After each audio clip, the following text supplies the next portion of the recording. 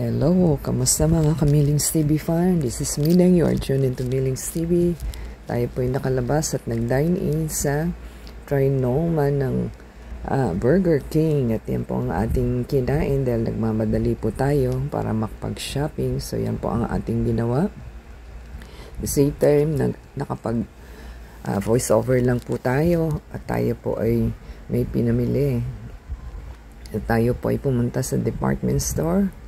At nakabili po tayo ng ating step-in at saka underwear. At tayo po ay bumaba pa sa groceries para bumili ng kahit kaunting fruits and milk. So, fast track lang po tayo. Tayo po ay naka-voice over lamang. So, yan po ang inyong makikita sa Trinoma. Wala pong gaanong namimili dahil alanganing oras po ito. So, ako lang ang available. So, yan po ang inyong makikita at magaganda nilang underwear. So, tayo po ay nakabili ng 5 underwear at nahirapan tayong bumili dahil kukunti lang din ang kanilang gustong bilhin. So, marami po silang choices na pwede kayong makakabili. So, depende po sa inyo kung ano yung gusto nila at type nila. So, tayo po ay pumunta ng sa slippers naman po at shoes ang ating pinuntahan. So, ayan po ang inyong makikita ng kanilang mga, sa dami po niyan. Marami po kayong mapipili sa dami. Mahirap pumili. Habat marami kayong nakikita. So, kung yung nagustuhan po nila yung ating halfway na video, paki-subscribe po sa ating channel. And thumbs up po. At yan pong ating nakitang maganda, pero syempre, maganda, mahal. So, yan pong inyong makakatch on eye sa ating video for today. So, depende po kung anong gusto nila. Ang hinahanap ko po ay step-in lang na sort of plastic ang ating binili with heels ng kaunti. So, ang gaganda po ng kanilang slippers. At bibitawan mo sa mahal, di ba? Mahal na po ngayon mga bilihin. So, depende po sa inyong budget. So, wala naman tayong budget kasi emergency lang po ito.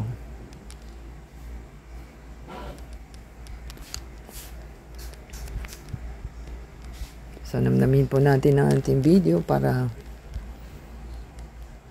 makita po nila kung ano yung mga magagandang gusto nilang bilhin. At tayo po ay nagmamadali lamang. At tayo po ay kulang sa oras para makabili.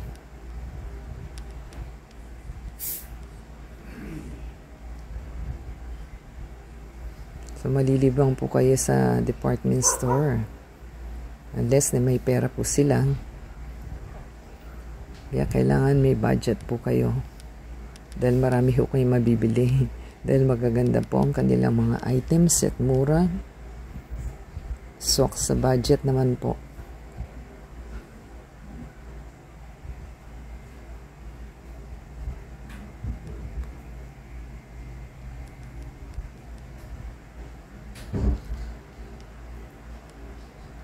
So, tayo po ay bumaba. Tayo po ay papunta ng grocery. So, tapos na po tayong bumili sa itaas. So, bababa po tayo sa grocery.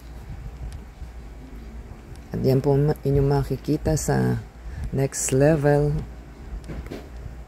So, maganda po mag-shopping sa Trinoma kasi malaki po ang kanilang store. At yan na po yung customer service going to grocery. And yan na po ang ating grocery department store sa ibaba.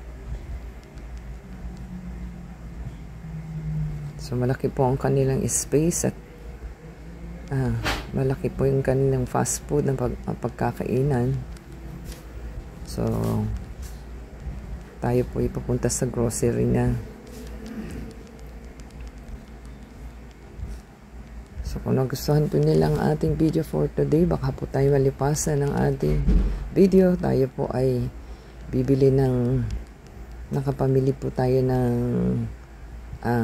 pakwan at papaya and apple.